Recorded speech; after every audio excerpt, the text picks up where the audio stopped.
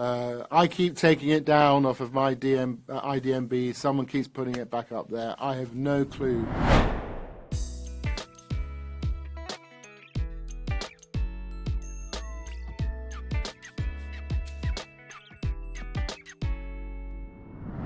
So, hi, I'm Jonathan Bloomberg, writing for Movie Scene in Sweden. Hi, Jonathan. Hi.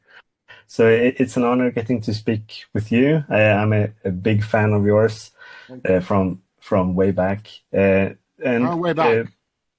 I'm a uh, challenger now. pretty far back. We That's actually sort of spoke. evasive as an answer, Jonathan. Yeah, we spoke about the first season of The Crown Okay. coming out for DVD, and ever since I watched everything you've done, basically. Oh, bless you. Thank you very much. Yeah. This is one of my favorite sci-fi shows ever made, and it's based on one of the best sci-fi books. I'm wondering kind of how it is for you as an actor to join a project like this, where you know that there is such a rich history from the books, but it's being done in a different, more modern way, and you get to be in the in the middle of it. Yeah, I think that's something that we all were aware of, and certainly that was something that David Goyer he wanted us to understand, was where this series of books came in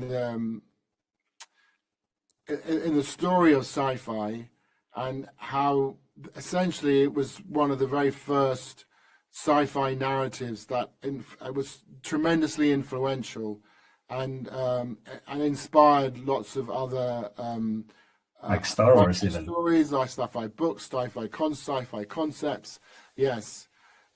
Which then, of course, in a weird way, you're referencing the reference that was made to the original by the time you get to telling the story.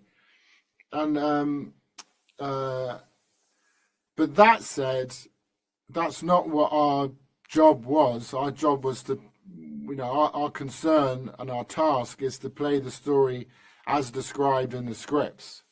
And so, we don't have one eye towards the books, if you like. That's a problem that's been solved by the writers in the writers' room, and they're trying to figure out which parts of the narrative they can pull on and use in telling the story on screen.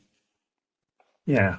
And for you, you also starred in Chernobyl, which you made with Stellan Skarsgård and Johan Renck, two Swedish actor and director.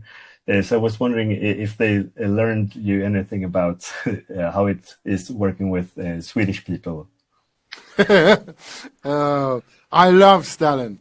I really do. I'm really, really fond of him. I had a fantastic time working with him. And I think that Johan was the kind of alchemic ingredient of Chernobyl. I think he was a sort of the vital component that brought all these other components together and turned it into the magic that it became. I think it would have been very different with a British director or, say, an American director. I think that unique sensibility that he had, coming from the background and culture that he has, it transformed it into something quite magical. He found beauty in things, or allowed us to be aware of beauty in things that weren't beautiful. Yeah. So and that sort of discordance was a fascinating thing to be aware of as you were watching the show. Yeah, I totally agree. And finally, we only have like less than a minute left now. There's been talk about that Sherlock Holmes 3 for like 15 years now. Is it time to put it to rest, or definitely does time. the hope live on? You're a diehard, man. You're a diehard. I have no idea. They don't. I mean, I'm not involved in any of those conversations. I keep taking it down off of my IDMB. Someone keeps putting it back up there. I have no clue. You probably know more than I do if you're reading the trades, which I'm not doing. So I have no clue. I can't help you with that. I'm sorry. No worries. Thanks for giving me an I answer. don't think it's likely, right? Because he's doing the new Marvel series. It can't happen without Robert Downey Jr. So, and he's back in Marvel world for. Yeah, that's true. Yeah. So, but thanks a lot for taking your time to speak with me today, and best of luck with the premiere now.